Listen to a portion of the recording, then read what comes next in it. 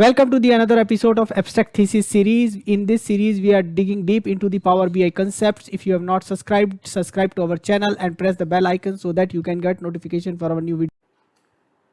So in today's video, what we are trying to discuss is we want to create a visual just like what you are seeing on your screen. So basically, this is a project visual where from the data we are showing the project should complete in these months, and if it is exceeding the planned date, then the months which we are now showing is in red. It means it's going to take additional time than what we have proposed. So like this project should have finished it here, but now we are planning to finish it by end of 2021. So these are the red ones.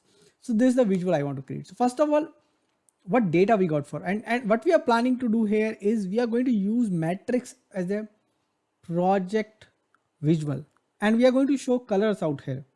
So it's not that we are using some kind of a project visual. There are visuals available to showcase this, but what we are trying to do here is we are trying to use matrix as a visual, and we have property in matrix like conditional formatting, which we are going to use here. So let's begin. So first of all, let's have a look at the data, what data we have. So we have this project data basically. Let's not look at the project color right now. We will build up that.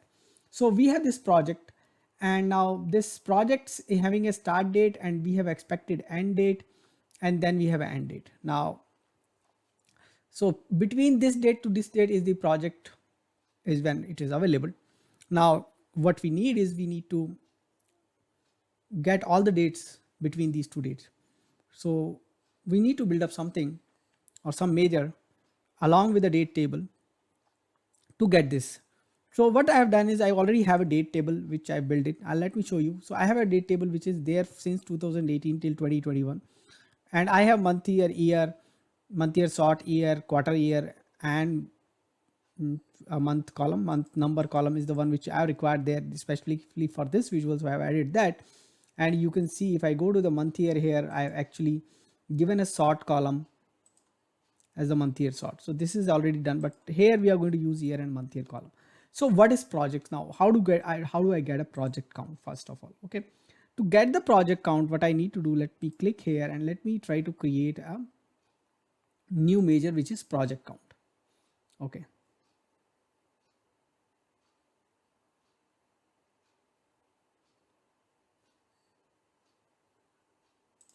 so we will say okay, projects.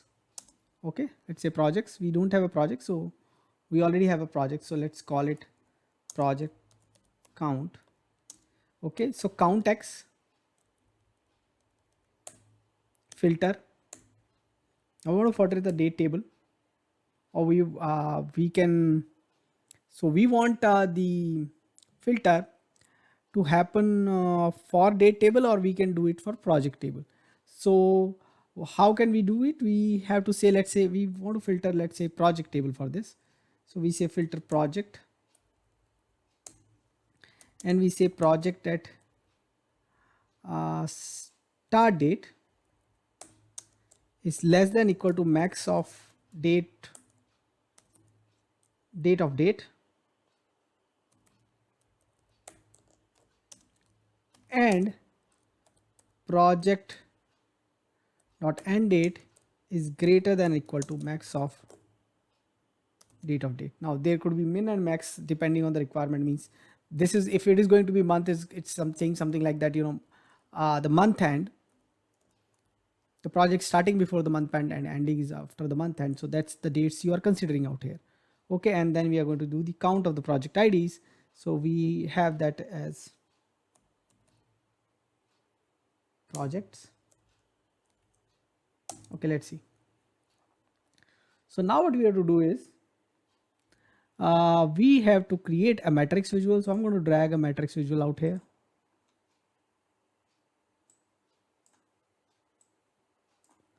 And in the matrix visual, let me drag the project column, and it's going to be on row. Then I'm going to, and if I drag now my date column, it's not going to work out. So let me say my projects count measure, and it's not going to give me something great out here.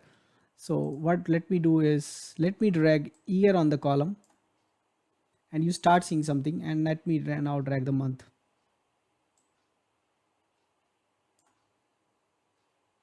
Okay, nothing has come, but let me expand it. Okay, so now you are seeing the 11111. Let's go back, and what is showing you, let's say till March 30, uh, March, this one is showing 3. And so let's go ahead, and which major we have dragged count. So if you see the first project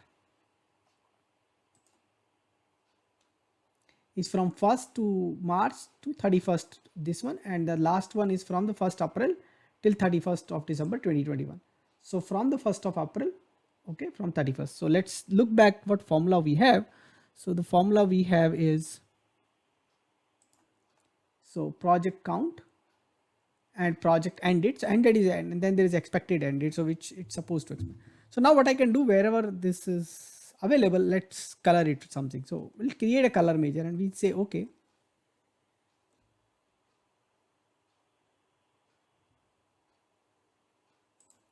So let's call it project color, and let's see if we already have project color. So we'll call it project CLR color, we short form, some kind of short form. And we do very simple thing. If is not is blank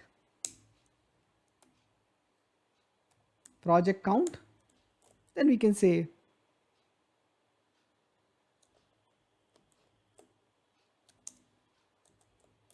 it's blue, as we say it. I don't think else will matter because of null, but let's say white. If it does, we will go back and go do the hex coding for it. Okay, now this is not going to do anything, but what we have to do is we have to go to the conditional formatting. And here in the conditional formatting, and conditional formatting is available under the visualization pane under these format properties. And here we have only one, and in the matrix we can do conditional formatting only for values as of now. And we go and we say background color, we enable it, and the moment we enable it, it's going to give some kind of conditional formatting to us. And what I'm going to do is I'm going to do here is field value, and in the field value what we are going to do here is we are going to search for project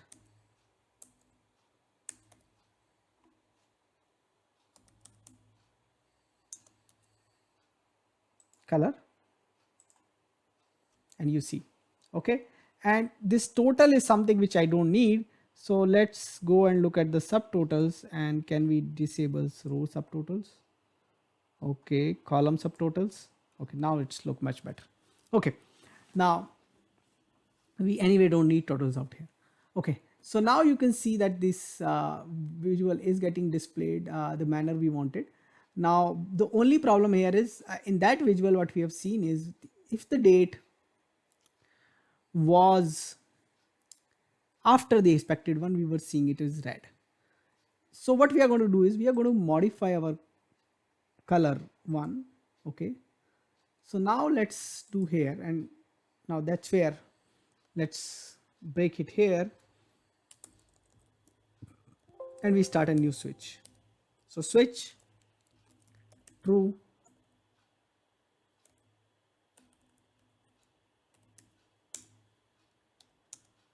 and we call if the selected,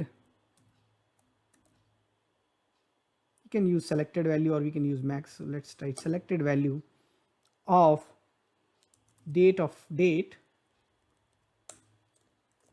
is say less than or equal to max of expected end date. Okay, then it should be green,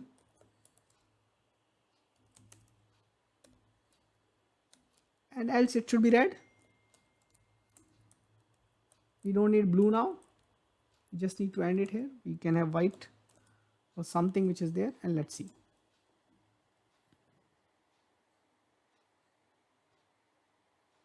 Okay, so everything is right now green, so we might have made some mistake. So let's try to see that and try to correct that. Okay, so what you are saying is the date is less than expected end date, then it should be green, else it should be red. So all dates are coming, as, or it should be if the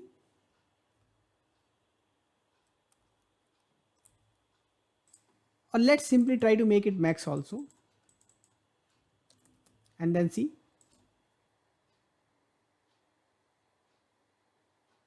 Okay, and we can make this one a selected value. Let's see. Okay, you can use max at both places, but selected value you will have a limitation. Now there is a giving error. Let's give the table name also.